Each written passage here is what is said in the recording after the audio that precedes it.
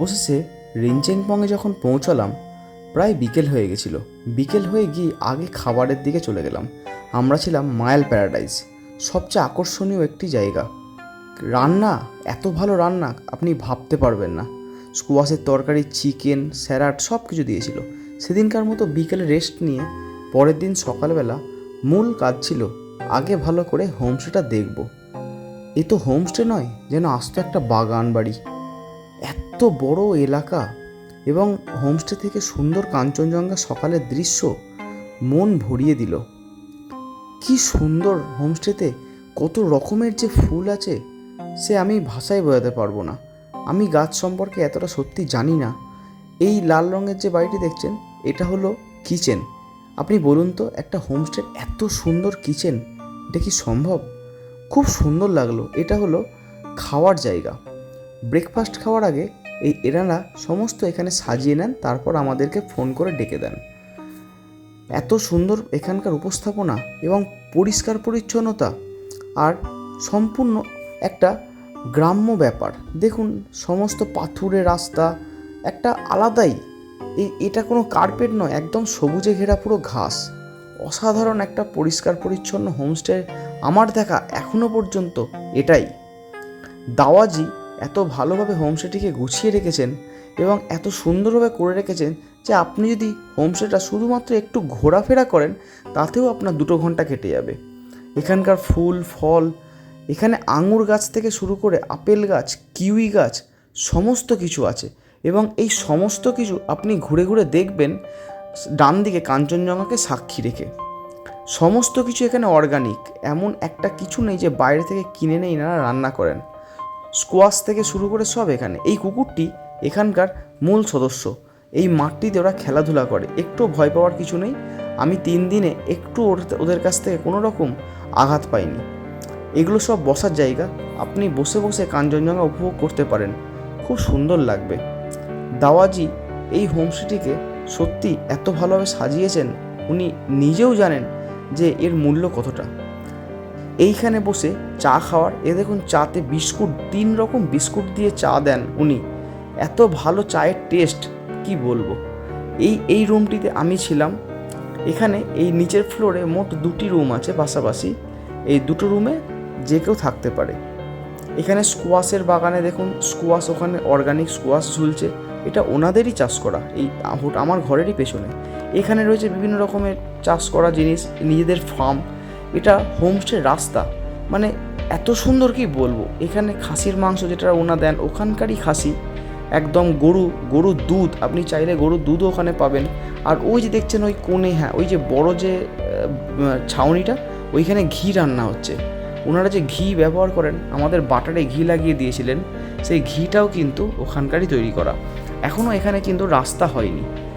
এই আঙুর গাছ, এই আঙুর গাছটা, আমাদের যে রুমটা ছিল এই রুমের ঠিক পেছনেই ছিল আঙুর গাছ। আমি সকালবেলা গিয়ে এগুলো ভিডিও করছিলাম। চলুন আপনাদের রুমটাকে একবার ঘুরিয়ে দেখা যাক। রুমের মধ্যে জুতো বাইরে খুলে প্রবেশ করতে হয়, এটা আমাদের ঢোকার সময় দাওয়াজি বলে দিয়েছিলেন। ঢুকেই দেখুন একদম সুন্দর, নিট অ্যান্ড ক্লিন একটা, কিন্তু পরিষ্কার পরিচ্ছন্নতা ওনাদের ছিল, আমি গিয়ে খারাপ করে দিয়েছি। আসলে এত লাগেজপত্র বাচ্চাদের নিয়ে, বাচ্চারা তখনও ঘুমোচ্ছিল। দেখুন, দেখুন রুম থেকে এই জানলা দিয়েও পরিষ্কার কাঞ্চনজঙ্ঘা দেখা যায়, ওখানে কোনো প্রবলেম নেই। আর এই দিকে জানলাটা রয়েছে, এই দিকে জানলাটা থেকে আপনি ওই গার্ডেনটা দেখতে পাবেন। আমি এর পাশেই ছিলাম। এটা ট্রিপল বেড ছিল। এনারা 1000 টাকা নিয়েছিলেন আমার থেকে, ফুডিং প্লাস লজিং। এখানে কিন্তু কোনো গানের সিস্টেম নেই। দেখুন বুদ্ধার বই আছে, আপনি চাইলে ওখান থেকে পড়ে আপনার সময় অতিবাহিত করতে পারেন। আমার কাছে সত্যি বলছি, এই 2024-এও যখন আমি ভিডিওটি করছি, এখনও পর্যন্ত আমার থাকা সবচেয়ে পিসফুল হোমস্টে হলো এই মায়াল প্যারাডাইস। ঘরের মধ্যে দেখুন একটা সুন্দর গাছ রয়েছে, গাছটা সত্যি ভিডিও ছবি তোলার মতনই। আমি জানি না কী গাছ, গাছ সম্পর্কে অভিজ্ঞতা আমার নেই। পায়খানা বাথরুম এতটাই পরিষ্কার পরিচ্ছন্ন যে আমার বাড়ির পায়খানা বাথরুমও হয়তো বা এতটা পরিষ্কার নয়। গিজার 24 আওয়ার্স, কোনো প্রবলেম হয়নি, জলেরও কোনো রকম সমস্যা নেই, খুব সুন্দর পরিষেবা, এবং লাইটেরও কোনো সমস্যা নেই। রাতে ডিনারে ছিল আমার ডিমের ঝোল, ভাত যে রুটি খেয়েছে, সন্ধেবেলা ইভিনিংয়ে বসে চা খেয়েছিলাম। স্ন্যাক্সে দেখুন পটেটো চিপস ছিল, পকোড়া ছিল, চা ছিল। রাত্রিবেলা সবচেয়ে মায়াল প্যারাডাইসের পরিবেশ আকর্ষণীয়। ঝিঝি পোকার ডাক আর এখানকার এই মায়াবী লাইট আপনাকে মুগ্ধ করে তুলবে। আমি গ্যারান্টি দিয়ে বলতে পারি, আপনার টাকা আপনি মনে হবে যেন আরও বেশি দিয়ে এখানে আরও দুটো দিন থেকে যাই। এত সুন্দর নীরব, কারণ এটা সত্যি মেন রোডের থেকে রাস্তার অনেক নিচে।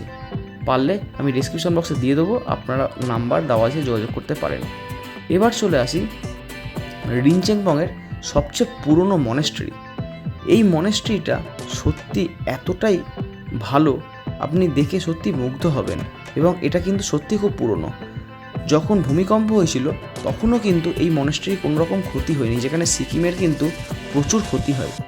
এরপর চলে গেছিলাম রবীন্দ্রনাথের সেই ওপরের যেখানে অংশটি, যেখানে উনি বসে লিখেছিলেন, চিত্ত জেতা ভয় শূন্য উচ্চ জেতা শির।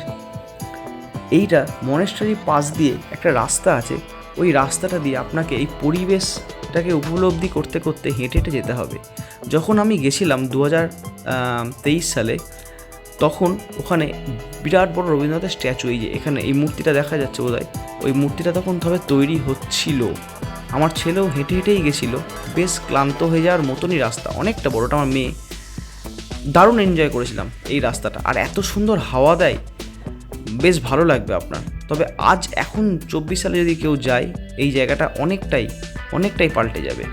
এখানে ওপরে গিয়ে কিছু না, আপনি শুধু এই ফাইনাল ডেস্টিনেশনে গিয়ে 10টা মিনিট বিশ্রাম নেবেন আর মন ভরে প্রাকৃতিক সৌন্দর্য উপভোগ করবেন। এখানেও প্রচুর ফুল গাছ আছে, এ দেখুন আমার ছেলে ফুল কুড়িয়েছে, মেয়ে ওখান থেকে ফুল কুড়াচ্ছে।